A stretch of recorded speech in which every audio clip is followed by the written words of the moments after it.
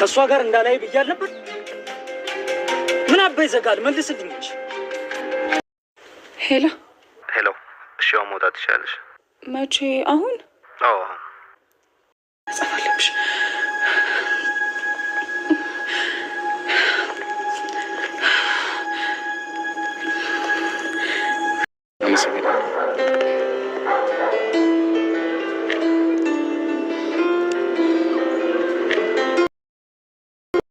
ጆን ጓደኛውን አስጠነቅቀው ጓደኛው ታማኝ ሆኖ ባንተ ላይ ምንም ነገር አላደርግም ብሎ የጆን ፍቅረኛ ማለትም የነሄል ልጅ ስታዘው እሱ ግን በጓደኛዬ ላይ አልጨክንም በማለት ትቶ ነበረ።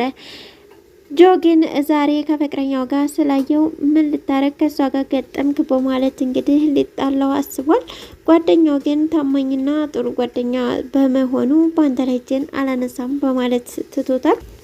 ጆ ጓደኛዬ አንተ ላይ ምንም የሚያስከፋ ነገር አልናገርም፣ ምንም የሚያስከፋ ነገር ብትናገረኝም አልከፋብህም፣ ግን የሚቆጭህን ነገር አታደርግ በማለት ነው የተናገረው። መሲም በአካል የማታውቀውን ነገር ግን ለብዙ ጊዜ በስልክ የምታውቀውን ሰው እንግዲህ ዛሬ ላይ ማስጠንቀቂያ ሰጥተዋለች። ይህንም እሱ በደወለላት ሰዓት ወይ በፎቶ ወይ በአካል ሳላቅህ ይህን ያክል ጊዜ አወራሁ፣ ካሁን በኋላ ግን ላወራህ አልፈልግም፣ በአካል ተገናኘን እንገናኝ በማለት ጠይቀዋለች። እሱ ግን በአካል ስታገኘኝ በትርቅኝስ በማለት ነበረ የተናገረው። እንግዲህ ምን ሊሆን ይችላል? ልትርቀው ያሰበው ወይ የምታውቀው ሰው ነው ወይም ደግሞ የሆነ ችግር ቢኖርበት ነው። እሷ ግን ለምን ሳገኝህ እጠላሃለሁ ብያሃለሁ ወይ በማለት ጥያቄ ጠይቀው ነበረ። በቃ ነገርኩህ፣ እማላገኝህ ከሆነ ሁለተኛ ስልኬ ላይ እንዳትደውል በማለት ስልኩን ከዘጋች በኋላ ወይኔ አሁን ደግሞ ባይደውልስ በማለት ነበረ እንደገና ሀሳብ የገባችው። ነገር ግን ደግሞ ደውሎላታል። እንደ አግኝተሽኝ እንደማትርቂኝ ቃል ግቢልኝ በማለት ነበረ የጠየቃት። ለምን ትቼ እሄዳለሁ በማለት ብትጠይቀውም አይ ትተሽኝ እንደምትሄጂ እርግጠኛ ስለሆንኩ ነው። ስለዚህ ትተሽኝ እንደማትሄጂ ለትንሽ ጊዜ እንደምታደምጭኝ ምነግርሽን ነገር እንድታዳምጭኝ እፈልጋለሁ በማለት እንግዲህ ለመገናኘት ተስማምተዋል። ሰላም ጤና ይስጥልኝ ውድና የተከበራችሁ ተመልካቾች እንዴት አላችሁ? እግዚአብሔር ይመስገን እኔ በጣም ደህና ነኝ። በያላችሁበት ሰላማችሁ ይብዛ እያልኩኝ ለዚህ ቻናል አዲስ ከሆናችሁ ሰብስክራይብ፣ ላይክ፣ ሼር እያደረጋችሁ ቤተሰብ ሁኑ። እንዲሁም ደግሞ በኮሜንት ሀሳብ አስተያየታችሁን አስቀምጡልኝ። ዛሬ ደግሞ ይዤላችሁ የመጣሁት እንግዳ ክፍል 20 ነው። እስከ ቪዲዮ ፍጻሜ አብራችሁ ቆዩ። ኑኑም እንግዲህ ታኝታ በማልቀስ ላይ ነው የምትገኘው። ይህ ደግሞ ሁሉም ሴራ የሄለን ነው። ምንም ሳትታመም ነውና ታማለች ብላ እንድትታመም እያደረገቻት። አሁን እንግዲህ ይህ መድኃኒት ደግሞ ወደ ሌላ ነገር እንዳይወስድባት እንጂ ልጅቷ ጤነኛ ናት። ለጊዜው ስሜቷ ቢጎዳም በዙሪያ ያሉ ሰዎችን ቢርቁም ነገር ግን መድኃኒቱ ሌላ ጉዳት እንዳያደርስባት እንጂ እሷ ጤነኛ ልጅ በመሆኗ ሁላችንም ደስተኛ ነን። ነገር ግን ኑኑ አሁን ላይ ጓደኛዋን ወደ ቤት በመጣች ሰዓት እባክሽን አልቅሼ የሚወጣልኝ ቦታ ውሰጂኝ፣ እዚህ አልቅሼ ሊወጣልኝ አልቻለም፣ ደህና አይደለሁም በማለት ነው የነገረቻት። እንግዲህ እሷም እሺ ነይ ተነሺ በማለት ከቤት ይዛት ወጣለች። አዶኒም ጥያቄ በውስጡ እየተመላለሰ ተቸግሯልና አባቴ ሲሞት እየተነጋገረ የነበረው ስለ ህፃን ልጅ ነው። መኮ እባክህን ወደ ውጭ ወተን እናውራ በማለት ነበረ እንግዲህ መኮን ወደ ውጭ ይዞት እንዲወጣ እያደረገው። ወይዘሮ ሄሎንም እንግዲህ ከዶክተሩ ጋር በመመካከር ሌላ ሰራተኛ ልታመጣ ነው። ስራሽም ደግሞ ወንድ ማማለል ነው የሚል ነው የተሰጣት። እንግዲህ ስምሽንም ትቀይሪያለሽ ብላ ነግራታለች። አሁን ደግሞ በአካል ተገናኝተን በደንብ ማስረዳሽ ይሆናል በማለት ነው እየተናገረችው። ማንን ልታማልል ይሆን የሚለውን ደግሞ ያው አብረን ስትመጣ የምናየው ነው የሚሆነው። ቢሉኒም እንግዲህ ከትምህርቱ ተመልሶ ወደነ ቤተሰቦቹ ቤት መጥቷል።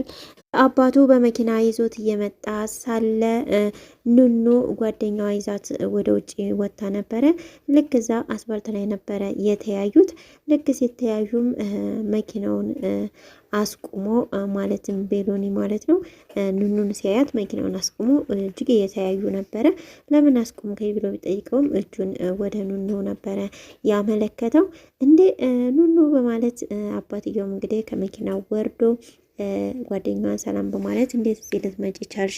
ምን ሆነሽ ነው እዚህ የመጣሽው? በማለት ነበር ነይ ሻውን ግቢ ወደ ቤት በማለት መኪና ውስጥ ሊያስገባት የነበረው። ነገር ግን እዛው እንደቆመች ቤሎኒ ወርዶ ሀይ በማለት ሰላም ሲላት እንኳን ደህና መጣህ በማለት ተቀብለዋለች። ሄለንም ውጪ በመሆን ወደ መሲ ደውላ ነበረ። ሄለንም እንግዲህ መሲን ውጭ ላይ ውጪ እየጠበኩሽ ነው በማለት ታዛታለች። ለምን አሁን በሰላም ነው ብላ ብትጠይቅም ሚሞሪውን አግኝቼዋለሁ በማለት እንግዲህ ትነግራታለች። ይህን ማለጋሽ መናገር አለብኝ በማለት እንግዲህ ለሰውየው ሜሴጅ እየጻፈች ነበረ እና ሚሞሪው ውስጥ ምን እንዳለ ባይታወቅም እሷ ግን እጅግ ፈርታ ነበረ። ሁሉም ወደ መኝታ ክፍሏ ትገባለች። በገባችም ሰዓት እንግዲህ ዛሬ ላይ ቤሎኒ ስለመጣ ጋሼ ያሉትን እያስታወሰች ነበረ። እሱም ያለው ምን ነበረ? ኑኑና ቤሎኒን አብሬ ላረጋቸው አስቤያለሁ በማለት ነበረ ያወራው። ይህን ደግሞ ኑኑ እያስታወሰች ነበረ። ኑኑም እንግዲህ የማስታወሻ ደብተሯ ጠፍቶባት እየፈለገች ነበረ። እህቴ ሄዳ ይሆን እንዴ እያለች ታንዱ ክላስ ወደ አንዱ ክላስ ሄዳ በምትፈልግበት ሰዓት ነበረ ቤሎኒ ከኋላዋ የመጣው። አታወራም እንዴ ስትለውም አታወራም ምን እያልኩ ነው ድምጽ ማሰማት ነበረብህ በተለውም እሱም እንግዲህ እንዲህ ነው ወይ እንግዳ የምትቀበየው በማለት መልሶላት ነበረ። አይ ቤት ነው ብዬ ነው በማለት ተናግረዋለች። ከክላሱም ለመውጣት ስትሞክር ራሷን ያማትና ያንገደግዳታል። በዛን ሰዓት አሞሻል እንዴ በማለት ይደግፋታል። እርሱም እንግዲህ ነይ በቃ ክላስሽ ልውሰድሽ በማለት እየደጋገፈ ወደ ክላሷ ወስዷታል። ኑኑ እንግዲህ በክላሷም ተገባች በኋላ ልክ እሱ ሲወጣ አመሰግናለሁ ትለዋለች። ማውራት ተፈለግሽ አለሁ እሺ፣ የልብሽን ነገር የሚያስጨንቅሽን ንገሪኝ እያላት ነበር። እሷ ግን እንባዋ እየወረደ ነበረ። እንግዲህ በዙሪያዋ ያሉ ብዙ ሰዎች አሉና የሚወዷት ፈጣሪ ሆይ የምችለውን ፈተና ስጠኝ እያለች እየጸለየች ትገኛለች። ሁሉም እንግዲህ እጅግ ከፍቷት እና ተበሳጭታ ተኝታ እያለቀሰች ነበረ። በዛን ሰዓት እንግዲህ ቤሎኒ ይመጣል። እየተጫወቱ ባለበትም ሰዓት እንግዲህ እሷን እንቅልፍ ይዟት ይሄዳል። ቁጭ አድርገሽ የተኛሽ አይደለ እያለ እሷ በእንቅልፍ ልቧ ሆና ግን ተሰማው ነበረ።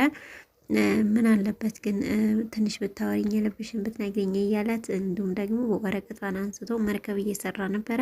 መርከቧን ሰርቶ ሲጨርስ አስቀምጧት ይሄዳል። ያን ጊዜ ደግሞ እሷ ትነሳለች እና የዛሬው ቪዲዮ በዚህ ነው ያለቀው። በቀጣይ ቪዲዮ እስከምንገናኝ ቸር ቆዩ እያልኩኝ እዚሁ ሰናበታችኋለሁ። ቻናሉን አዲስ ከሆናችሁ ሰብስክራይብ፣ ላይክ፣ ሼር እያደረጋችሁ ቤተሰብ ሁኑ። አበረታቱኝ። ሀሳብ አስተያየታችሁን በኮሜንት አስቀምጡልኝ።